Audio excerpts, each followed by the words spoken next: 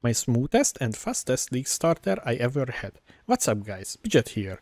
I started as a Wintertide brand Occultist witch that I showed to you in my league starter video. The leveling process before maps was really smooth and fast. On my first day of the league, I was already in maps and exploring the new Atlas and the new league mechanic. Right now, I only have a 5 link on my Wintertide brand and a 5 link on my Vortex, and the damage is still amazing, and the clear is fast. Only issue is right now the higher tier maps like tier 15 and tier 16 where the damage start falling off because we only have 5 link and bunch of basic items. My character right now worth around like 20 chaos, so there is so many things that you can upgrade if you want to play more with this character.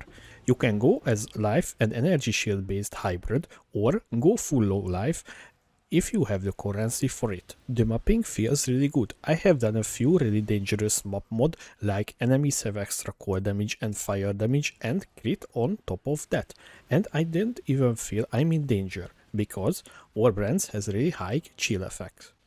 In the end, I didn't put elemental focus on my brand links cause we need the chill effect as defensive mechanic. About the defensive mechanics, I didn't get the chest mod with the maximum life as extra energy shield, so I dropped the idea about this. Instead, I'm using spell suppression on my gear and determination for extra armor and high chill effect. With this combination or character became really tanky. The only danger for us the ranged hasted mobs which can one-shot us from off-screen. We still using Vortex, but most of the time I can go near to apply the chill effect from the Vortex, so that's why I'm using the brand for it, without the elemental focus. I wanted to speak about the bossing and the damage on bosses. I'm already done a few Maven invitation and the new endgame bosses, and I have to tell you the damage is still there, but I don't know how will be on harder bosses like Maven or Awakener. I don't want to go there with this because I still need more investment in the gear. Keep in mind, I'm still using very cheap items. A few words on the league mechanic. Sometimes I don't even know what's happening with a few enemy, but they become so deadly out of nowhere. Like I'm summoned the mob and he hit me like a few hundred damage, okay, that's not a big deal, and then BAM! One shot me. Or don't, but almost killing me. Then starting the chase for my life. Also, I don't feel the chill is doing the work on these monsters, because sometimes they get the chill effect that's like 30% so on them. Also, I have my Quicksilver Flask up and using Frostblink and they still outrun me, which is kinda unfair. So, when I'm about to level up, I just skip the league mechanic entirely. The rewards sometimes really good, sometimes didn't even show up on my filter. Overall, I'm happy about the build. I will still play it for a few days and see what boss can be done with it. Wanted to show you my gear, what I'm using right now, and the links and a quick rundown about the tree. Let's start with the items. I'm right now using a wand with extra cold damage overtime multiplier, a little bit of cough damage and a little bit of cost speed. The cost speed is really important on Wintertide brand because it helps us to ramp up the damage on to 20 stacks and doing the maximum damage from the brand. Gloves we're using evasion and energy shield base with spell suppression, a little bit of resistance, and I crafted life on this. As you can see, this gloves is not even worth much and needs to be replaced, but right now it's good for its purpose. A simple heavy belt for the strength attributes because we need so much strength for our determination aura. The other mods, life, elemental resistance, nothing fancy. Or boots with spell suppression, life, movement speed craft, and I got a little bit of lucky with this because I got the movement speed enchantment on it.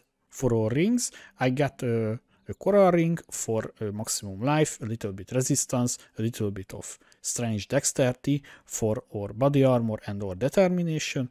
The other one is still really basic, maximum life, elemental resistance, strength, and blighted enchantment. Meteor towers create burning ground for 3 seconds on hit, really overpowered on blighted maps and blighted encounters. My amulet is really simple: strength, dexterity, all attributes, maximum life, mana regen per second. The mana regen and maximum life mod comes from the Betray Unveil mechanic, and I crafted lighting resistance on it. Right now I didn't use anointment because I will replace this amulet soon, but if I get the new amulet I will be anoint Divine Judgment. And lastly, Rhymegaze unique helmet for increased cold damage overtime multiplier, increased cold damage, and socketed gems are supported by level 20 concentrated effect for our vortex. So we socketing the vortex on this piece of gear. Jewels we using a simple jewel with damage overtime multiplier, cold damage overtime multiplier, cold damage and mana regenerate. I really like mana regenerate on the jewels. So the other jewel is damage overtime, cold damage overtime, and mana regen again.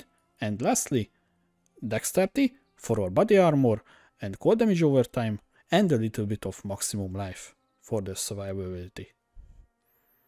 Using a Divine Life Flask with more recovery if used while on low life. Low life is under 50% health, and of course grants immunity for bleeding and corrupted blood immunity. A Basalt Flask for increased armor and avoid to be ignited. A Quicksilver Flask for increased movement speed. Granite Flask for increased armor. A Sulfur Flask, a little bit of damage, and of course the concentrated ground effect for the life regen effect. When I'm doing no mana regen maps, I'm swapping out one of the flasks for Enduring Divine Mana Flask for mana sustain. The gems and the links is the following. In our wand, level 12 quality, really important, don't level up more. Malevolence for increased damage overtime and skill effect duration. In our gloves, we using Bane, elemental weakness, and Frostbite. The Bane will applying all of the our curses with one cast on the targets. And lastly, we using Summon Skitterbots for the chill aura effect and the shock aura effect. Determination, this is our defensive aura. This is give us a bunch of armor and armor multiplier. And lastly, Frostbomb for the cold exposure we using for the tougher enemies and the boss fights. In our helmet, really important, we socketing the vortex here because the helm gives us an extra link, the concentrated gem link. So the links vortex, counter distraction, arcane surge, and bone chill support gem. And our main skill in our body armor, Wintertide brand, counter distraction, hypothermia, efficacy, and lastly inspiration. And when I got the 6th link, I will socketing elemental focus for the 6th link. Our skill tree looks like this. We starting in the witch area with Arcanist Dominion and rushing towards in the early levels while leveling up. Frostwalker, really good for early cold damage and cost speed and gives us a little bit of cold resistance. Taking Heart and Soul for increased mana and life. After that, quick recovery for increased maximum life, mana regen and life regen per second. And taking the life mastery, increased maximum life, taking a Javel socket here. After that, retribution for increased damage and the cost speed. Discipline and training for maximum life. Taking the Runebinder keystone here, really good and really important for us. It gives us an additional brand to the enemy. Also taking Runesmiths, really good. Increase cost speed with brand skill and increase damage taken for each brand of your attached to them. Taking brand mastery, increased brand attachment range, really good for the clearing. After that, Purity of Flesh for increased maximum life and energy shield and a little bit of chaos resistance. Taking the reservation wheel here for the mana reservation efficiency. After that, taking Cruel Preparation for increased maximum life and a little bit of elemental resistance. Taking Life Mastery, 50% to maximum life. After that, taking Brand Equity for the additional brand cost and increased duration. and Brand Mastery with brands attach a new enemy each time they active, no more than every 0.3 seconds. Taking the Javel socket here. After that, taking the full cold damage wheel here with Breath of Rime for increased cold and cold elements effect. Taking the cold mastery, cold exposure you inflict applies an extra -5% to cold resistance. Taking the Heart of Ice here, going towards the influence with the reservation wheel and reservation mastery, increase monorization efficiency of skills. Taking the little bit shield node here, Arcane Sanctuary for increased spell damage and the avoid elemental elements while holding a shield.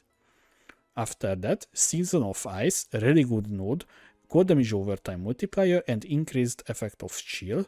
Taking the Written in Blood for maximum life and a little bit of strength. Taking here this elemental node here, Snowforged, for the increased cold damage and elemental mastery. After that, Grow and Decay for the damage overtime multiplier, going towards Trickery for increased damage and the dexterity, Blight Siphon for increased maximum life and a little bit of strength, Coordination for maximum dexterity and intelligence and a little bit of cast speed, the Javel socket here, and lastly the Charisma for the reservation efficiency. I hope you enjoyed this update video on my Wintertide brand character. See you in the next video, guys.